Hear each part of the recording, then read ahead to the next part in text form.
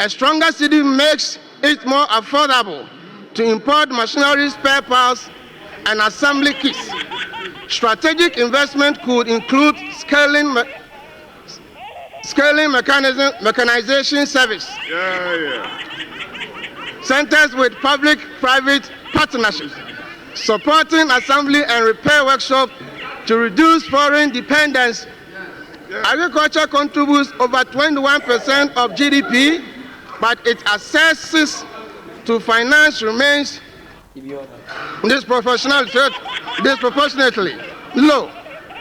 Data from Ghana's Investment Promotion Center shows that FDI into agriculture average less than 2% of total inflows between 2018 and 2024. The issue is not simply one of low funding, but also of high barriers to accessing what little credit is available. We want to commend the first timer for his courage, his bravery. Speaking in this house is not an easy thing, and there are many that come here and for several years they still cannot find their voice on the floor of this house.